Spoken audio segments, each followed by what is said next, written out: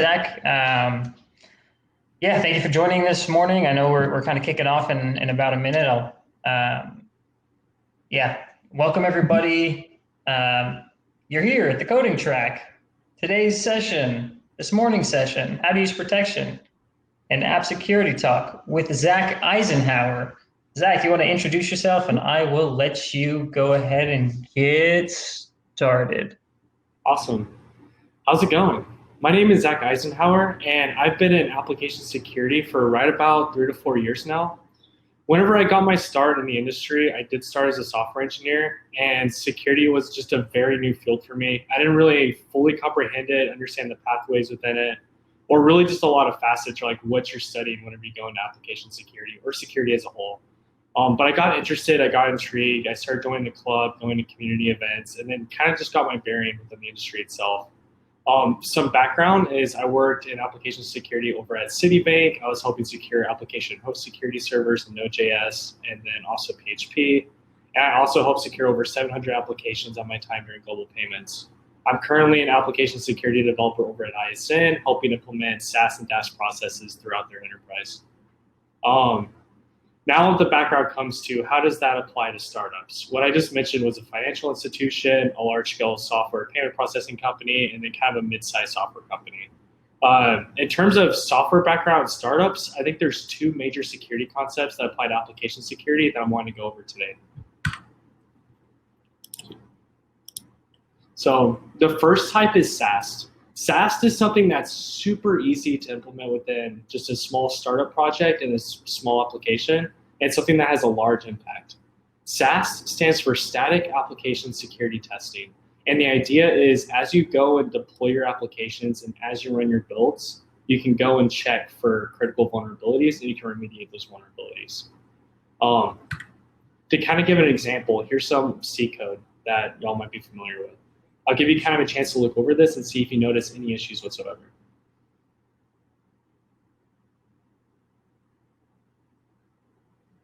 Awesome. So if you notice, basically what this code is doing is it's asking for a password.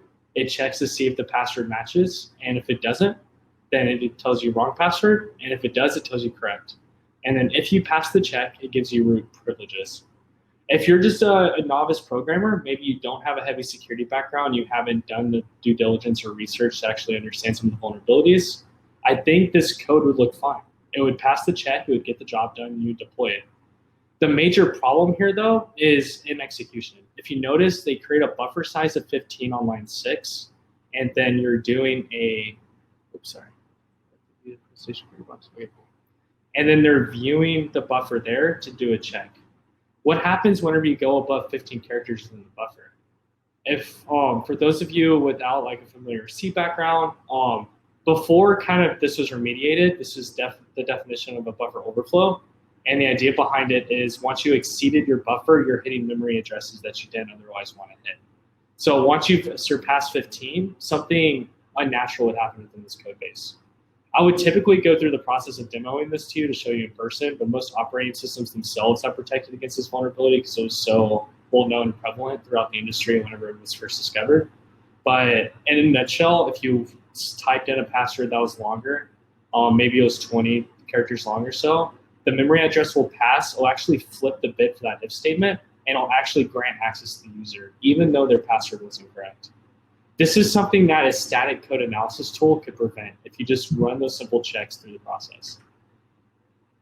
If you're curious in general about some of these vulnerabilities and you want to learn more, I'll share the slide deck after the presentation, and you can go and check them out there on cis.syr.edu. Again, I'll have the link there afterwards, and yeah, we have these other vulnerabilities. Sweet. If there's any questions too, let me know, and I'm just gonna kind of keep strong along the slide deck. One thing I also wanted to show y'all, if you're really not that security oriented, but you're just kind of wanting to do your due diligence on your security check, OWASP has a really great guide with a bunch of open source tools. You do not have to break the bank implementing the SaaS tool within your startup. You can go to this tool list here. It's this source code analysis tools. You can scroll down, read the strengths, the weaknesses, what you're looking for within your given tool, and find something that matches the stack you're trying to work with. There are a lot of very professional tools in the industry. There's tools that are like 5 to 6 figures in pricing per year. But again, if you're just starting out, you're probably not a very big attack vector. You probably don't need to do and spend a lot of time protecting and remediating your vulnerabilities. But if you are trying to do that and you want to protect from something major, this is a good way or a good first step towards that. Sweet. Now, the other type is a little bit more difficult. It's DAST, Dynamic Application Security Testing. This is after you've deployed your code segment, after it's out in the open, you're going to go in as an outside attacker and just see what you can do. You're going to poke around the application, analyze and look at kind of the packets, and then see what happens. Within web applications, a good tool to use is Burp Suite for this. What you can do within Burp Suite is run kind of a spider across all of the endpoints of a given website, understand kind of the pathways to the website, how the website functions and works, and then look at the packets. Most websites are RESTful, so they're running GET requests, POST requests, put, and deletes.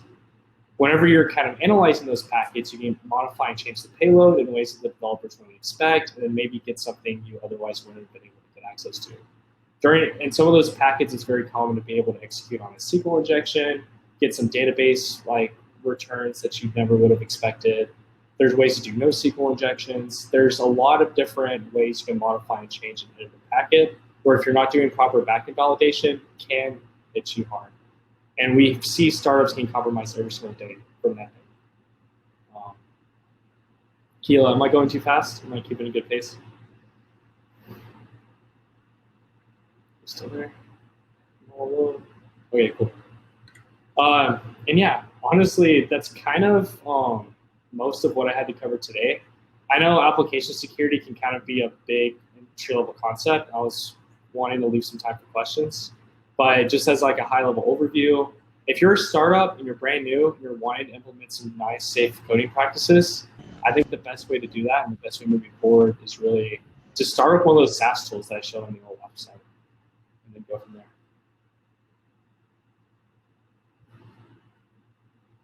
So great, Zach. Yeah, well, we can check and see if there's any questions.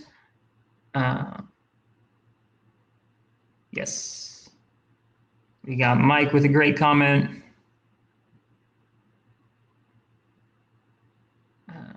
Any other questions, or Zach? I mean, as well, if you wanted to showcase. I think you mentioned a demo. You have plenty of time. You breezed through that.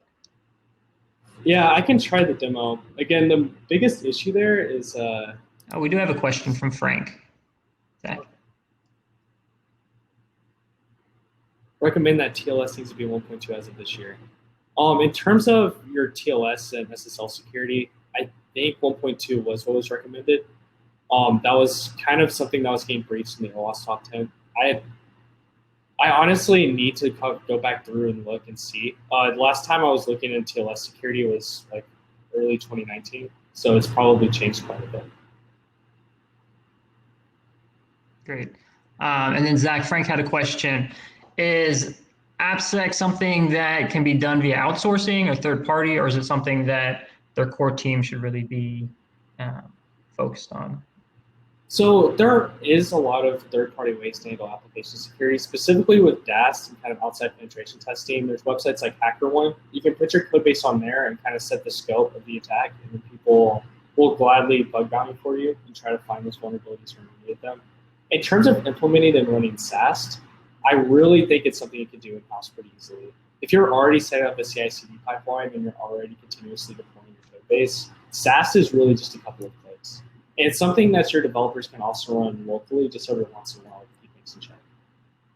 Yeah, my camera's bugging out. Zach, I guess to piggyback off of what you just said, so HackerOne throwing up a bug bounty, how much would that cost to throw up a bug bounty? You set your bug bounty rates, and then it's just up to kind of the demand of your bounty.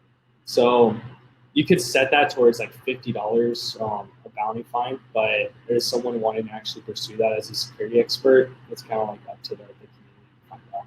If it's something that's really easy to poke around, they might handle that or want to do that. But at the end of the day, you kind of just want to adjust and figure out your market and then set the price accordingly. I think the bug bounty climate changes all the time. It really just depends on how many people are actively participating, and how easy the vulnerabilities are to find. Sometimes someone just has bots that are scraping to find the bug bounty solutions, and at that point, you might actually get hits at a low price point. Mm-hmm.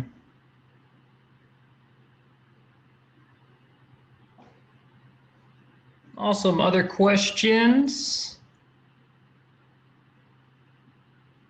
Yeah, feel free to go ahead and show your demo. You've got some time, Zach, and then if questions pop in, we'll take those questions.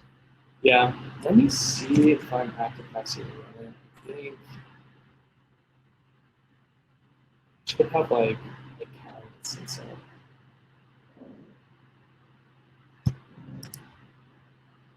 And for those of you watching, you've got a security expert here, eager and waiting to answer all of your questions. Don't be shy. This is your chance.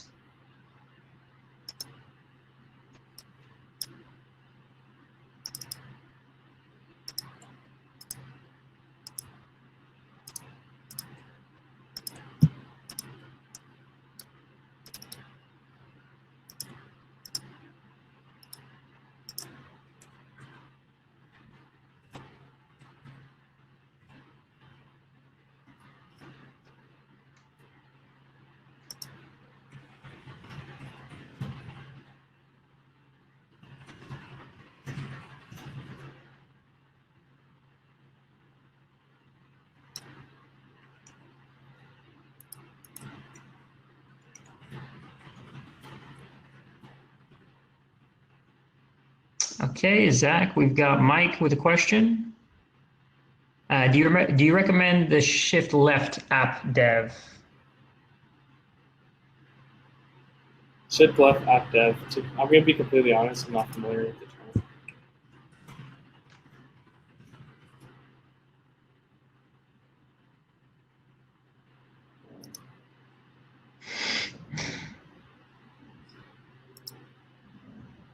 Mike is laughing at you.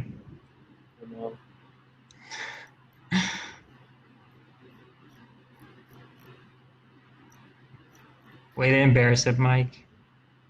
Way to embarrass him.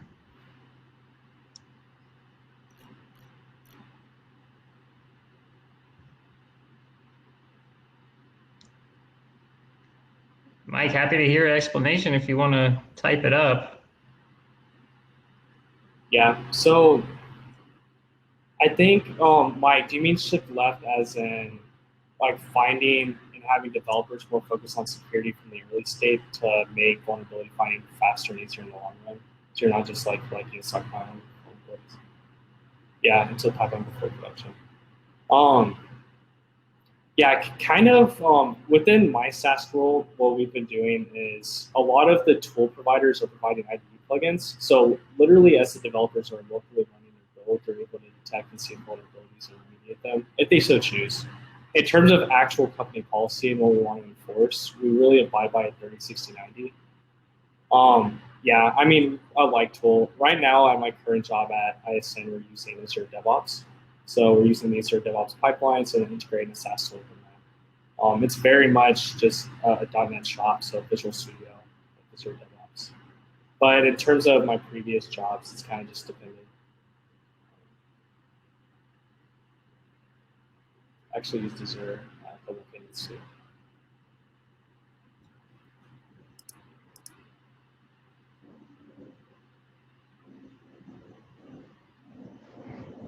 Still have.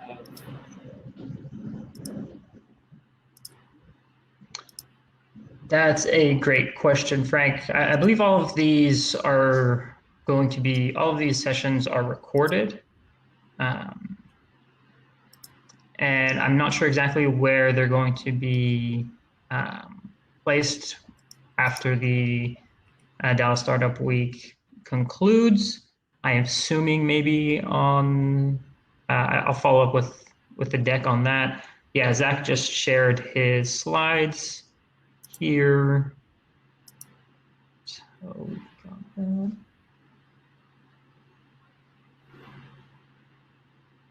And then we've got Mike pleading with people not to use that code. It's not good code.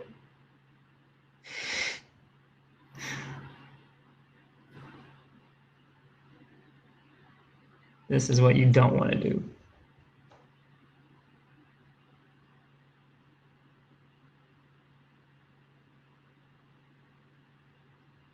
But yeah, in terms of whenever to run, I mean,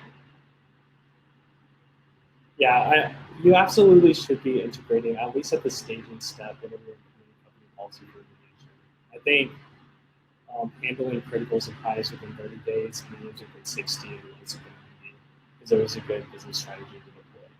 But it also really just depends on the business value too. If you're a small, struggling startup and you're trying to get features integrated so your customers are happy, maybe security is prioritized a little bit less. But if you're comfortable and you have the team to handle it, I think 30-60-90 is good.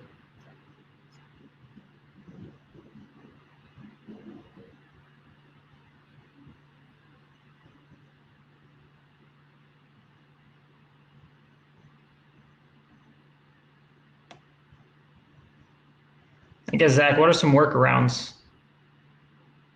Workarounds or what are some plugins that people might be able to use to help heighten their security?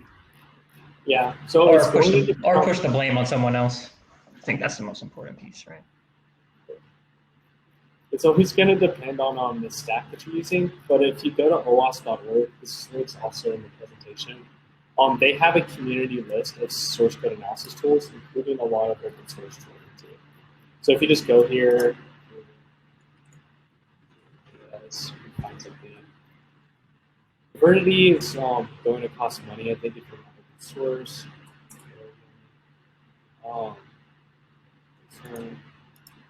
So you just like kind of poke around these and see.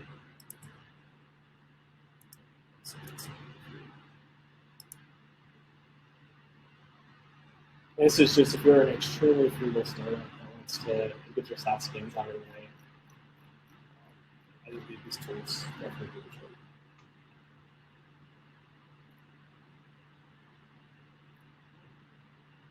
I agree with Mike too.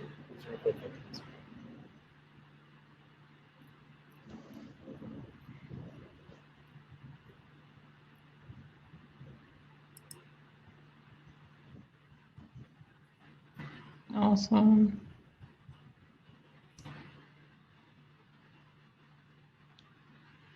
I guess, Zach, have you had any security flaws in the past that's really made you want to go into security? Or what was your biggest security flaw that you've had really personally? Talk about the security flaws. But yeah, there's definitely some major issues that could happen. Even in companies you would never expect to have holes, like real flat holes. As long as people are like moving and being productive and writing code lines, it's so easy. Your security is definitely not on the top of your priority list as a software engineer in this round. Just trying to like your stories. So it's easy for it to get out of hand pretty quickly. I haven't faced, and I guess like my entrepreneurship or startup efforts that much. Actually, Charles and I on a couple of like the startup projects we're doing got hit. I think we had just like a test MongoDB instance up, and that got like taken down by a bot pretty quickly. It's like, oh shit, like it's good we didn't have actual data in there. But, I think also at one point we had just our like capstone application on Heroku, and someone like ransomwared it and was trying to like charge us crypto and like get it back. It's like kind of funny, but it's kind of the climate. There's so many bots right now that can spam it and looking for things that have Yeah. Definitely don't keep your default credentials in your databases.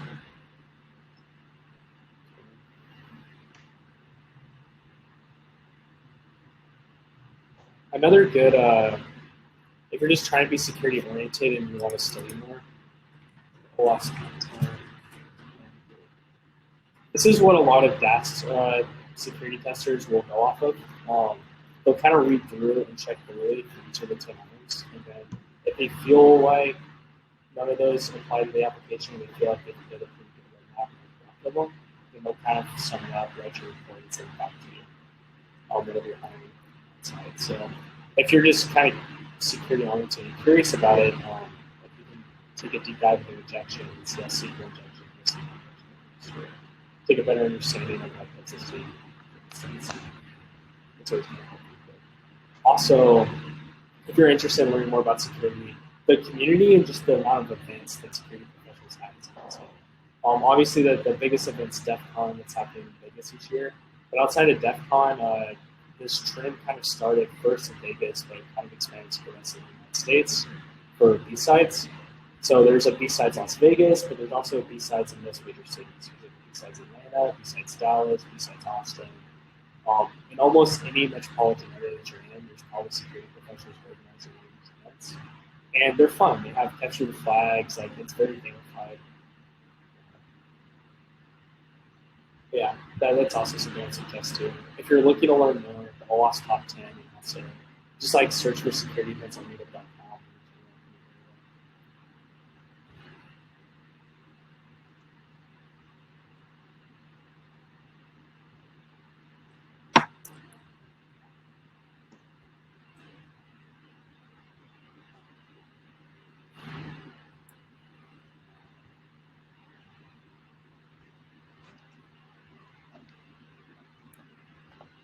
Perfect. Any other community questions? I see we still have some people here.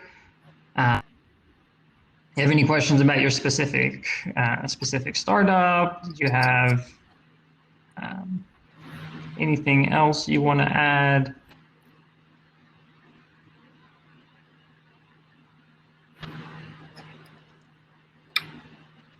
Zach, is there anything else you want to share? Not really too much. I mean, in the breadth of application security, I think as long as you know that the source code analysis tools are out there, static code analysis is a thing, and the OWASP Top 10 is a thing, I think you're set.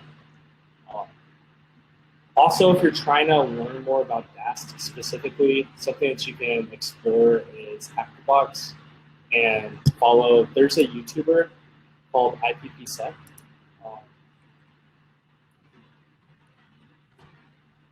This YouTuber will kind of go through HackerBoxes, which are completely free. You can jump onto this program and learn how to hack and learn more about black box pen testing.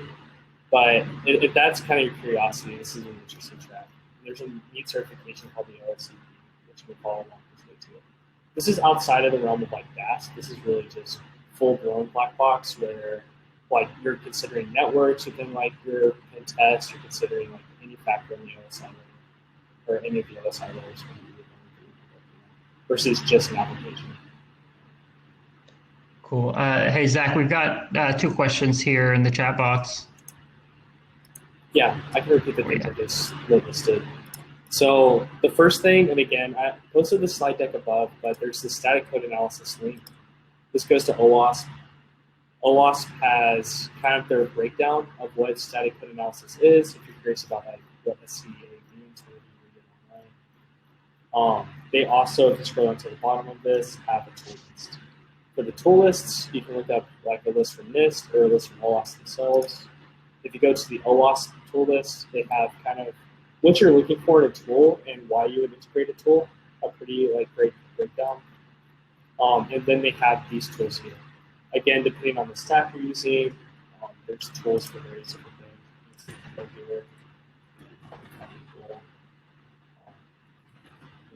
Node.js here. Any backend language you're using is probably an open source static code analysis tool, and it's basically just like a Python script or something. You just run pip, you run it in the folder with the code base, and then it will give you kind of results back. Outside of some of those things, the other thing that I was mentioning was the OWASP Top 10. Whenever you're doing dynamic application security testing, you're kind of in range of trying to learn and understand the attack vector, and there's top 10 web application security risks that I think a typical DAST can look for. This is something that if you're hiring somebody out of Synopsys or something, they're going to go through and they're going to say, okay, is it possible for me to do an injection in the application? They're going to try to do a SQL injection. If they notice you're using SQL for your database, you're going to try to do NoSQL. If they notice MongoDB or something, they're going to like test and poke with it and see in terms of the payloads, in terms of understanding your application better. They're going to test your authentication and see if anything common is possible, your sense of data exposure, etc. Something else that's probably important from like a security-oriented thing is a lot of these risks get ranked or get understood based on what's called a CVE. CVE, which is Common Vulnerabilities and Exposures, is a common list of vulnerabilities found within applications. So these are very real vulnerabilities that very real exploits get based off of, and get used to attack many once ever it's put onto this list. So if you go here to like the CVE list itself,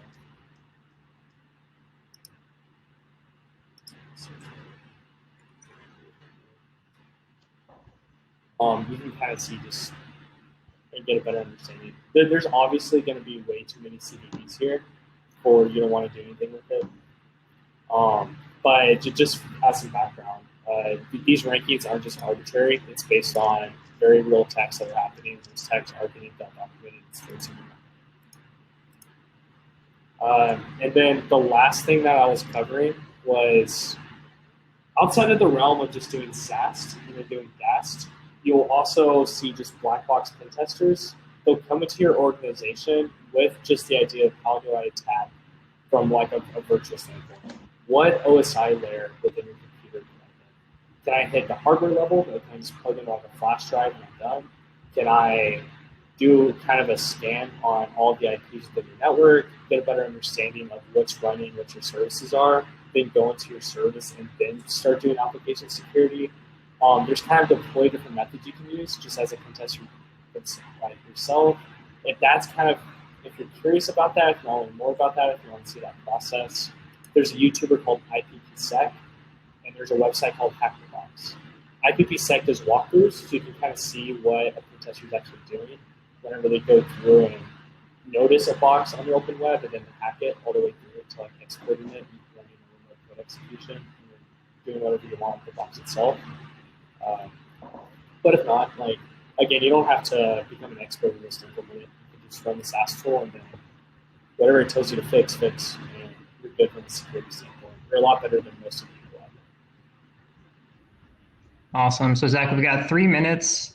I know that SC had a question. What's the best way to find a technical co-founder? Any thoughts there? That's why I find tech co-founders. I think go to meetups, go explore, go like learn and talk to people. A lot of the technical people we work with at my startups is just kind of relationships that are built in college and relationships that are built from us just being in the industry. I think going to events like Dallas Startup Week is a great way. I mean, it's one thing to get your foot in the door, but another thing to connect with people on LinkedIn, keep the conversation going, find ways to just spark something up that's interesting. Yeah, how do you bring up that? How would you bring up a topic like this? What do you mean, Phil? Like topics. As in, okay, you've met the person. Your goal is to find a technical co-founder. How do you maybe bring that up in conversation? That like you're wanting someone to actively work on application. I think an important aspect of a co-founder is their passion lines where yours does. I think it's easy to try to influence or push a goal onto somebody, but if they don't want to follow through with that particular goal or it doesn't match their mutual interest or their mutual benefit, they're not going to want to get engaged or build a relationship with you. I think a lot of people will have an intro-level idea and then they'll try to push that on some people maybe at a tech conference, but they really only have equity to give. They really don't have all of their shit together, and they really don't have the time they want to dedicate that matches the person you're talking to. If you're wanting to take a co-founder, you have to put the time in. You have to understand where the value of your company or idea lies, and you have to be able to communicate that effectively to the person. I think if you're able to do those 3 things, and then that aligns, like that person's like, oh, I'm also super interested in startup, or I've been super passionate about blockchain for 4 or 5 years now. I'm super excited that you're doing that too. How far have you gone? And just like authentically like share your challenges, your shortcomings, like your like successes. It's hard being an entrepreneur, especially in Dallas. I think any way you can connect and like build that bond is helpful. But don't like, I guess, coming to the conference with kind of a small idea that hasn't been explored at all and not taking the due diligence to, I don't know, there's so many books, there's so many resources out there. The Masters of Skill podcast, YCS, the Startup School. There's a lot of different ways to understand, like, how do I go from an idea and from an early seed stage to something that can be successful or sustainable. And I'm by no means an expert at this. Like, I'm just getting started in entrepreneurship myself. Like, I have no idea what I'm doing. But that would be my guess. Perfect. Well, thank you, Zach. Thank you, everybody that joined us. We are at time. We really appreciate everything that you've done, Zach. You're amazing. And make sure you connect with Zach on LinkedIn. Do you have your LinkedIn in one of the slides, Zach? Or you want to just share it in the chat? Yeah. Yeah, I appreciate talking to y'all. Feel free to hit me up anytime on LinkedIn if you have any questions. Thanks, Gila. Thanks, everybody. Perfect. No problem. Thank you. Up next, we've got creating shippable software. And so that's going to be our next session for the coding track. Hop on over to the track sessions and we'll see y'all there. Thank you again for all the questions and engagement. Looking forward to this next one. See you in a bit.